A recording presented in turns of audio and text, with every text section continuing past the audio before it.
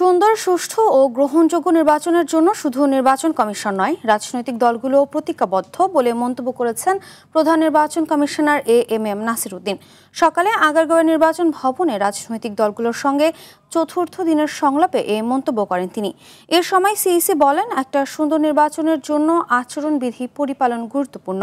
এদিন শুরুতে জামায়াত ইসলামী, এনসিপি, গণসংহতি আন্দোলন সহ 7 দল সংলাপে অংশ নিচ্ছে। দুপুরে বিএনপি, নাগরিক ঐক্য, গণ অধিকার পরিষদ সহ আরও 6 দল অংশ নেবে।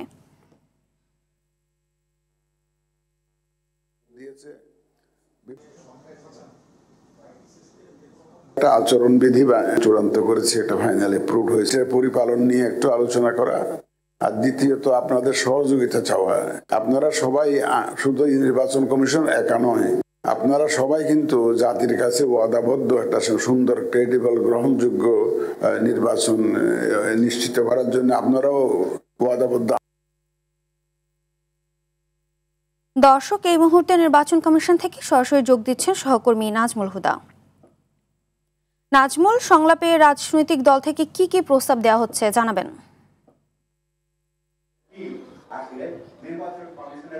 ফারহিনা, ত্রয়োদশ জাতীয় সংসদ নির্বাচন ঘিরে আজকে চতুর্থ দিনের মতো নির্বাচন কমিশন রাজনৈতিক দলগুলোর সঙ্গে সংলাপ করছে এবং আজকের সংলাপে 13টি দল অংশ নেবে এবং বড় দলগুলো কিন্তু আজকে সংলাপে অংশ নিচ্ছে। বিএনপি দুপুরের পর অংশ নেবে। এই মুহূর্তে জামাত, এনসিপি এবং গণসংহতি আন্দোলন সহ 7টি দল এই দুপুরের আগে তারা এই সংলাপ করছে। সংলাপটি এই মুহূর্তে চলছে এবং সংলাপের শুরুতেই সিইসি তিনি দলগুলোর সামনে শুভেচ্ছা বক্তব্য রাখেন এবং তার বক্তব্যে তিনি সকলের সহযোগিতা তো প্রত্যাশা করেন বরাবরের মতোই, পাশাপাশি একটি সুষ্ঠু নির্বাচন তিনি উপহার দিতে চান সেই প্রত্যাশা ব্যক্ত করেন এবং নির্বাচনের আচরণবিধি পালনের জন্য দলগুলোকে উদ্বুদ্ধ করার আহ্বান জানান।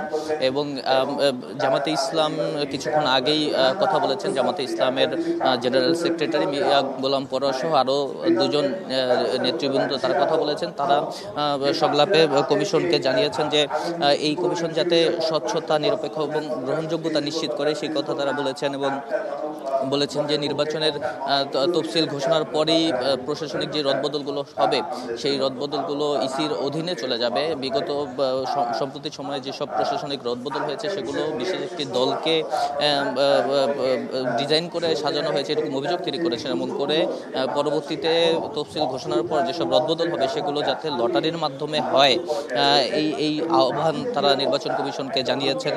পাশাপাশি প্রত্যেক ভোট কেন্দ্রে যাতে সেনাবাহিনী তো রাখা হবে, তবে সেই পরিমাণটা যাতে অন্তত একটি কেন্দ্রে 5 জন করে রাখা হয় সেই প্রত্যাশা তারা করেছেন এবং তারা প্রশ্ন রেখেছেন যে গণভোটটি যে হবে, নির্বাচনের দিনই গণভোট হবে, সেই গণভোট যারা প্রবাসী রয়েছেন তারা পোস্টাল ব্যালটে ভোট দিতে পারবেন, কিন্তু গণভোটটা তারা কিভাবে দিবেন সেই বিষয়গুলো ইসির যে আচরণ বিধিমালা তাতে নাই। সেই বিষয়টি নিয়েও তারা প্রশ্ন রেখেছেন। পাশাপাশি এনডিএম, বিডি এবং গণসংহতি আন্দোলনের নেতারা এই মুহূর্তে কথা বলছেন। জুনায়েদ সাকি কিছুক্ষণ করে কথা বলবেন এবং দুপুরের পরে বিএনপি, নাগরিক ঐক্য সহ আন্দালিব রহমান পার্থের বাংলাদেশ জাতীয় পার্টি এই দলগুলো অংশ নেবে। তখন আমরা আরও বিস্তারিত জানতে পারবো যে রাজনৈতিক দলগুলো আসলে ইসিকে কি ধরনের প্রস্তাবনা দিচ্ছে এই সব বিষয় নিয়ে। ধন্যবাদ।